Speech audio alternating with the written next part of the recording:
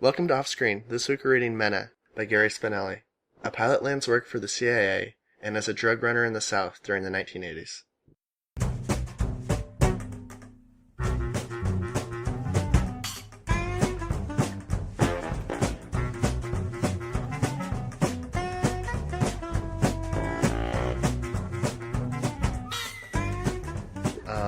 So Gary Spinelli has only one other IMDb credit.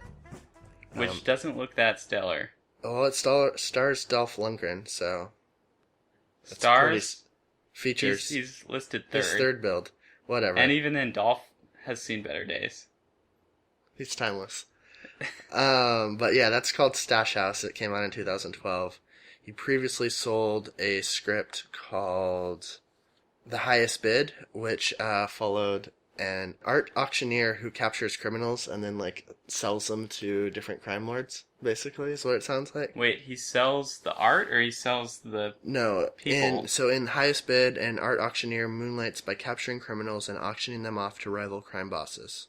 Oh, that's kind of cool. Yeah, so he sold that in 2009, but it hasn't been made, as far as I can tell. But Mena.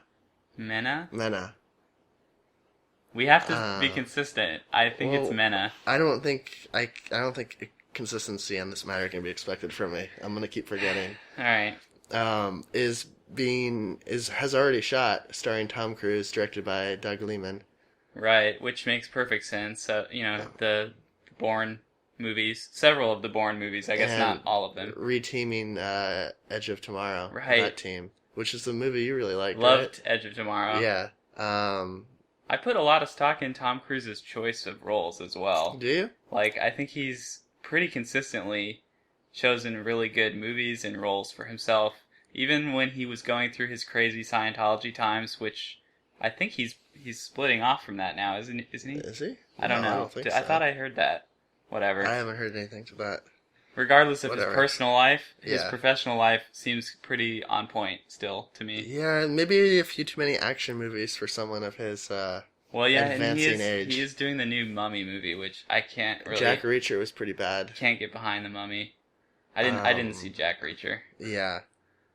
Whatever. I mean, his Magnolia Eyes Wide Shut days. Oh, sure. Turn of the century. Sure. That was some times. That was some Tom Cruise times. This one is kind of a familiar rise and fall type thing. Yeah. Type of story. Gangster movie. Yeah. Kind of a thriller as well. Yeah. Did you say it sold for $1 million? It sold for a cool $1 million. Universal, I think. There was a bidding war, right? Yeah, apparently I closed that tab, so... Okay, fine. And originally Ron Howard was going to direct it. Yeah, right. But I think it's coming out in January, is what I heard. Oh, of next year? Yeah. Oh, interesting. I wonder if it'll get a limited release in December. For the Oscar season? Yeah, I wonder if that's what they're going for with it. Maybe. Because you can see it having award aspirations. Yeah. Particularly for Cruise, who gains a lot of weight by the end of this movie. He's not actually going to. Well, his character will. Yeah, it'll be how dare you question the commitment to... Was he really fat in Tropic Thunder, you think? Was that real? No, I don't think he was bald either. Yeah. But it's a different movie. Maybe he wants an Academy Award put on his mantle. Has anyone won an award for going fat? Probably. Maybe Marlon Brando at some point? It didn't work in Entourage, but... Marlon Brando didn't get fat for a role, though. He just kind of let himself go, I guess. Yeah. Anyway. Cool. Yeah, want to hop into the synopsis? Yes. Alright.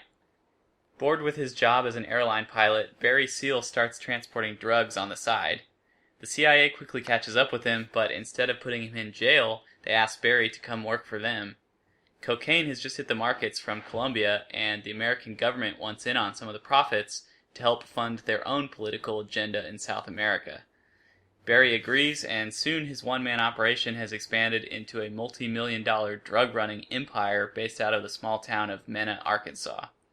Now the local police and even the FBI begin investigating Barry, neither of them aware of his deal with the CIA. The pressure and the secrecy drive his family apart. His wife leaves with their 3 children. Barry tries to quit, but Washington, still chasing its own tail, now wants him to rat out the Colombians he's been working with for years in an effort to end the war on drugs. The whole thing gets leaked to the press, and suddenly Barry is on every drug lord's hit list, including Pablo Escobar. In a last-ditch effort to save himself, Barry tells the whole story to the FBI. They run it up the wire, but nobody in Washington is willing to protect him for fear of admitting their involvement in the drug trade. A few days later, Barry dies unceremoniously at the hands of a few Colombian assassins who gun him down at a strip mall parking lot in Mena, Arkansas. Does that work? Cool. Yeah, works for me. I really had a hard time explaining all the politics stuff, and I kind of just avoided too much of the nitty-gritty because it gets very confusing. Well, it's kind of the point of the, I guess, screenplay. All these different government agencies acting with their own agendas. Right, and no one seeming to know what the other one's up to. Also, many of them giving zero fucks about the actual law. Right. Yeah, it was kind of depressing in the end, really. To me. In what way? Well, I mean, here, this guy he died, like, in a really shameful kind of way. When his hand was forced for most of this story. Like, he was working for the government, and then they kind of just, like, abandoned him and let him die. Well, a different government agency but screwed him over. That's what's so dumb about it. And I really am not a politically minded person. I'm really not well informed about any of this kind of stuff. Mm-hmm. Like, even if I had been alive at this time, I feel like I wouldn't have probably known. Well, I guess a lot of this didn't come out until later. Right, yeah. But, you know, like with the whole Contra, and the Iran-Contra thing later, too. Mm-hmm. But this was a little eye-opening for me, to be honest. I didn't really know this all happened. Like, and it works well in the sense that, like, the framing device of him doing his, like, giving his life story to the FBI agent, it kind of allows the screenplay to spell things out very clearly and in so many words. Like, he was doing this for them, and then he did this for this other group. I mean, obviously, like, I have to complain here, as I always do, about that sort of framing device, because that's very common, especially in these types of movies, I would say. Gangster movies often do that with the voiceover. Sure. Something that owes a debt to Goodfellas. I think that is kind of where it started, probably, yeah. But at least here, yeah, you're right. I think it was almost necessary just because of how complicated it is. And it's kind of interesting because at the very beginning, he's like living out of his car. He's kind of on the run at this point because, like I said, he's wanted by a ton of bad people now that they know that he was working for the government. And so he's living out of his car, and he is pulled into some, like, shabby-looking building and questioned, and you assume it's, like, some of these bad people that are after him, and you don't find out until later that it's actually the FBI questioning him, and he really asked... What? No, the first scene is the scene where he gets killed, right? Well, yeah, right, but, like, right after that, you see him in a room. It says it's, like, a shadowy room. Yeah, but that's, like, it's a different... Yeah. Yeah. But I just think the juxtaposition of those two things is supposed to help you. It's supposed to sort of trick you into thinking that whoever's questioning him is like, there's some bad people. That's what I thought. I thought it was like... Oh, I see. I thought it was like... The fact that it cuts from the Colombian assassins coming to kill him to his interrogation scene. Yeah. Yeah. That was how I took it. Yeah, that makes sense. But anyway... That's actually pretty smart. The point is, that I thought it worked well, that we don't really know who's questioning him until later, and it turns out to be the FBI, and it's kind of a surprise. Well, it's not even the FBI, formally. Yeah, it's something he arranged with an FBI agent that he knew. But I thought it was a pretty compelling read. Yeah. It's a pretty Mondo-sized script, too. Yeah, 129 pages. And still, it has to... not gloss over things, because I don't think it's like obscuring the truth. It's just it can only go so far. There's only so much of the truth it can tell in one not because it's story. not because it's like confident or confidential or anything, but just because it would be unwieldy. Yeah. And I think it's playing sort of a balancing act, which I may or may not. I don't know if it struck this balance or not, but it seemed like it was trying to do both the gangster story that's more of like a character, like a portrait of Barry, and then also be very, like, large-scale, like, political expose type story. And, yeah, I think the one that suffered in that balance or whatever was Barry's personal story. Like, I agree, yeah. we didn't get much time to, like, really care about who he was or his family. Like, they show his kids. It is kind of effective in a sad way.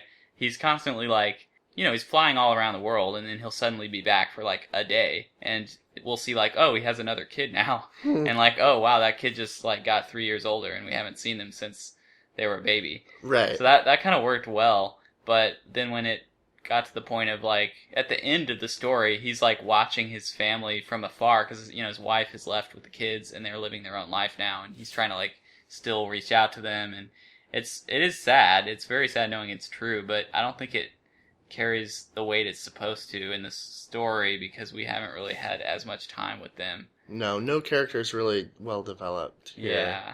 His transformation happened a little quickly. Like, he's living the life for a long time. He makes stupid amounts of money, and in typical movie way, he comes to find that unsatisfying. Right. There's a really, like, this is like your movie trailer moment in this scene. He's, like, at one point in his bank vault, surrounded by stacks of money, smoking a cigar, and he starts burning the money because he has nothing to do with it, and it's just only causing him trouble. And even as it's burning, they're hauling in more. Like, the bank manager sees the fire and comes running. He's like, "What's wrong? What happened?" And he's just sitting there completely numb to it. And comes another guy with a whole pallet full of money. I don't know. I felt like the progression of him getting sort of to be over it and not wanting to do it anymore, that came pretty organically to me. Like, he sees his wife's brother kind of gets mixed up in it. He starts working for the whole thing. He gets his wife's brother mixed up in it. Yeah, he pretty much invites him into it, but he ends up getting killed. Yeah. And that was kind of the first step in Barry's disillusionment with the whole thing. Right. And then also a local cop gets killed who had been kind of friends with Barry, even though it was a little bit of a ruse. Barry was trying to just throw him off his scent, and so he thought he would make friends with the local police. But yeah, that guy ends up dying, and that's another sort of step towards him not wanting to do this anymore. There was a cool sort of little montage of, like, so Barry ends up hiring a bunch of other pilots because he can't do it all himself. There's so many drugs and stuff to transport. So much cocaine to move. And there's a brief montage type moment where a bunch of these pilots are getting arrested and, like, killed, or one of them ODs, and he goes to, like, multiple funerals for these guys, and that was also part of his. That's at the very end. That's like when in the last 8 pages. Is it really that late? Yeah. But anyway, yeah, I thought all of that progressed really nicely. Okay. I still think it could be shorter. Yeah. How would you achieve that? Well, the start, I think it takes too long to get into it. Like, we saw him starting to run drugs across the border before he's, like, with the CIA formally, and then he ends up in jail in Colombia somewhere. And then that's when Schaefer approaches him for a second time, really, and then offers him. I thought that was pretty good, though, because that shows, like, the CIA's reach. Yeah, I mean, I think they could have just started there, though. I feel like. But then, at that point, his hand, like, he's stuck between a rock and a hard place. Before, they're like, the CIA approaches him and is like, "Hey, you're really good at flying. We'll give you a dope plane. You'll make a lot of money. Your life will be exciting. Do you want that?" That it's, like, more his. I mean, I guess his like character traits that lead him to make this decision. Okay, that's a good point, because that was a problem for me throughout the script too, was that he wasn't really deciding a lot of what was happening. It seemed like, Well, I don't know. He makes. I think they just kind of gloss over it, but he makes a whole lot of choices. He clearly enjoys the life and the money that he's making. He chooses to sell the surplus drugs and surplus weapons himself. That's not given much time. It's not. No, I know. It's all kind of just glossed over. But he does a lot of things here.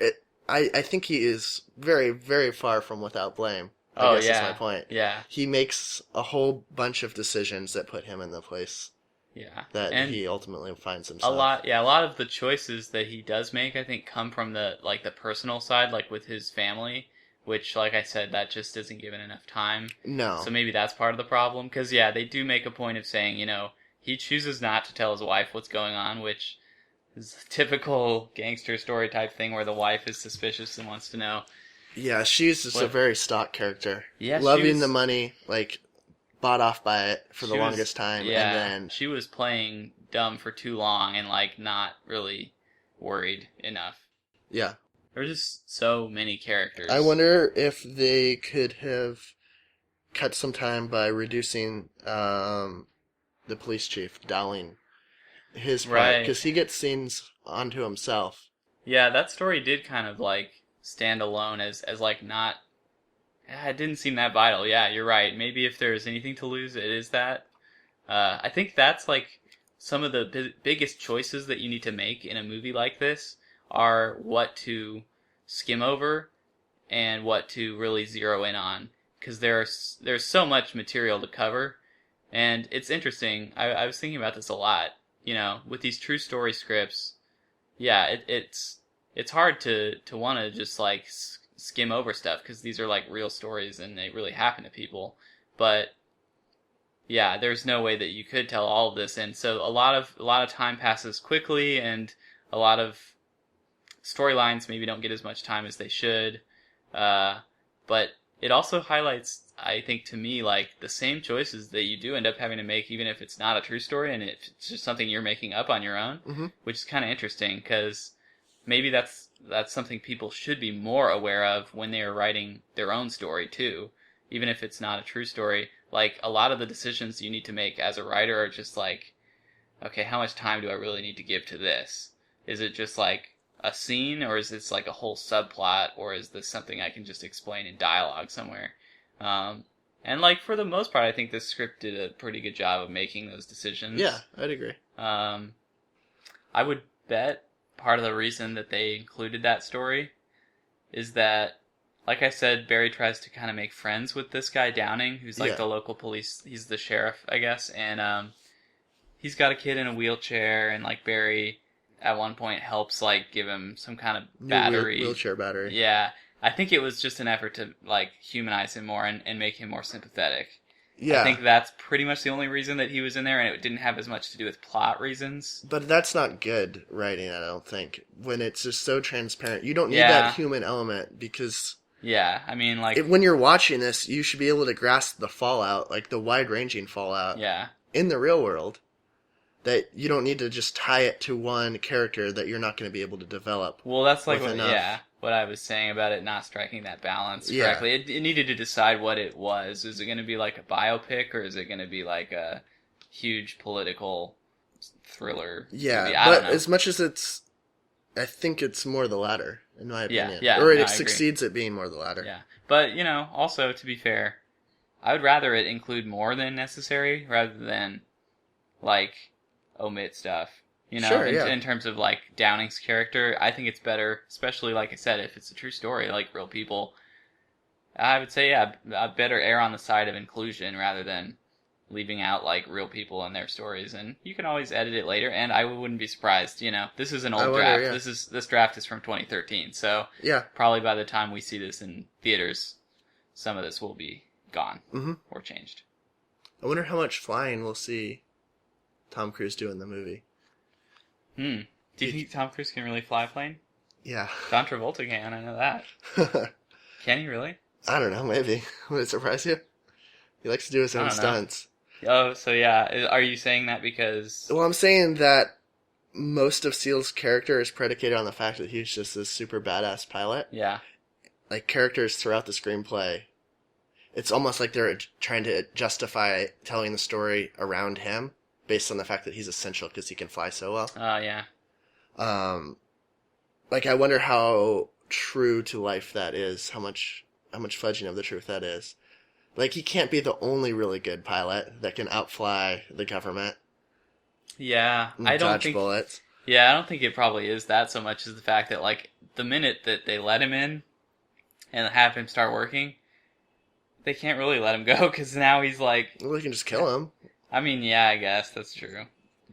That's messed up, Steven, that you're so casual about that. Well, Maybe you should work for the government. The CIA seems to have little qualms about killing people. Yeah, in that's this, true. at least as depicted in the screenplay. That was actually a pretty crazy moment, which I didn't mention about, he brought in his brother-in-law to work for him, and he ended up dying. The way that happened was he got caught with a bunch of cash at a bank, and they were afraid that everything was gonna, the CIA was afraid the cat was out of the bag. And so they're like, we need to just get rid of this guy. And they tell Barry to do it. And he just takes his brother-in-law out into a field and is like pointing a gun at him. He doesn't do it though, and he's like, just pretend I shot you, go away and don't ever come back. Here's a ticket and a passport, go to Bora Bora. Right. So he's about to leave, and then he gets in his car, the brother does, and his car blows up and he dies. Right. And it turns out the government, I don't know why they did that. I mean, if they weren't going to trust Barry to do it, they should have just killed him themselves anyway. Like, why did they even set that whole thing up? Maybe they didn't mean for Barry to witness it. Maybe. But yeah, the point is the government ended up killing him anyway. It's movie-ish, though, that Schaefer is actually the one that hits the detonator. Yeah, a little bit. Like, I don't think he was probably actually there. Yeah. But, I mean, these sorts of stories always combine characters. Yeah. And I encourage that, too, in, like, non-true stories. So I guess I shouldn't be hypocritical about it, because I do think oftentimes, like, and I forget if I've said this, but to me, one of the most common problems that I have with a lot of scripts is just too many characters. You didn't like the television snippets? No, that's the next thing I was going to say. It felt very Forrest Gump to me, almost. Like, something about that, how that movie has a lot of, like, weird little political side Well, it's just stories. Forrest in, like, every historical event. Right, Of the time and they, period. like, edit him into the news footage and stuff.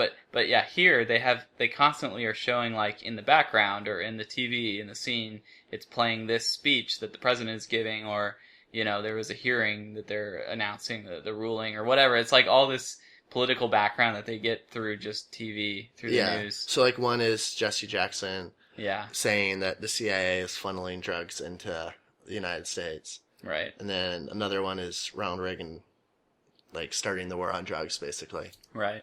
Yeah, I didn't like that. I don't know, it kind of grounds it to the real... It kind of tethers the story more to, like, the real world and real history. It does. Which is what it's going for. Yeah, I don't know, it just felt overwrought. Like, it felt really shoehorned in there at certain times. I appreciate the purpose of it, yeah, but the way they did it I didn't think was very elegant. Yeah. Yeah, I don't know about McCall. It's just weird. I mean, I guess they're giving all these characters one thing. Kind of. Like, they gave Downing a wife. They gave the FBI guy a drug addiction. Right, everyone has their own little character story to deal with. Yeah, which, I don't know. I don't like, because it's like reducing a person to this one thing. I'm more okay with it in a fictional story, I guess. Yeah. But it does seem a little bit reductive here. I guess we should say, like, the FBI, one of the FBI agents, actually the guy that Barry Seal tells his story to. Right. Used to be hooked on Quaaludes. Yeah, was it specifically Quaaludes? I guess it was. I mean, presumably. Yeah, because from what we see later. Yeah, he ends up catching Barry with a bunch of Quaaludes later, and so it's like a very tempting, I guess, thing for him to see all these Quaaludes. But yeah, that didn't play very well. I don't know. Do you have anything else? Not really. I mean, I sounded like I didn't like it, but I thought this was pretty competently written, and it's like ringing endorsement. Competency. But I think that's saying a lot for something so complicated. No, it is. The level of difficulty on a story like this is pretty high. I would never write a true story. Just sure. Especially one this complicated, and like, I mean, I said I'm not very politically well informed, and so that doesn't help either, but I don't know, this must have taken so much research, and it seems like it's at least doing justice to the spirit of it and what happened for the most part. So it'll be it'll play kind of as like a thriller history lesson type of thing. Yeah. I guess depending on how it's shot, how it's made. But that was pretty much how I read it. Yeah, Yeah. I was learning a lot from this. Mm-hmm. But so yeah, are we ready for verdicts, or should we, I guess, plug our social media first? Sure. So you can find us on Facebook at facebook.com/OSPodcast. Find us on Twitter at OSPodcast. We're on YouTube, Stitcher, iTunes. If you could leave us an iTunes review, that'd be amazing. Yes. We have a website, OSPodcast.com. You can find the episodes there. We have an email address, info@OSPodcast.com. Yes, and if you have any requests, if you want us to read something, let us know, or if you just have feedback, you want to reach out. This script we read because it was requested by a listener named Andrew, so shout out to Andrew, and thanks for the rec. Yeah. So verdicts? Yeah, sure. I think I want to give this a consider on both. Okay. I would consider the script. I think I would actually recommend this writer. Really? I was pretty impressed. I mean, it's not my kind of movie necessarily, but I still want to see this, and I think he had a lot of really complicated issues that he had to handle in this script and did it really well. I would love to see him take that and apply it to something a little bit lighter, maybe, or something just fiction. I get so caught up when I'm watching something that's a true story. I get really, maybe overly, I get preoccupied when I'm watching it, and it takes me out of the experience. Preoccupied with whether this is accurate, whether Sure. they're being true to what these people actually want the story to be told, how they want it to be told about their lives. Would the people that really lived this be okay with it? And, I just get really hung up on all of that. And so I'm trying not to apply that towards this particular script. I still think it's just a consider on the script for me, because like I said, it didn't really strike the balance with the character versus the politics and that whole thing. But in any case, the writing I thought was very good, and I would love to see it applied towards just a nice, completely fabricated story that I wouldn't have to worry about all those other implications. Cool. Yeah. Do we know what we're reading next week? Okay, yeah. Next week we're reading Suicide Squad by Justin Marks. A secret government agency recruits imprisoned supervillains to execute dangerous Black Ops missions in exchange for clemency.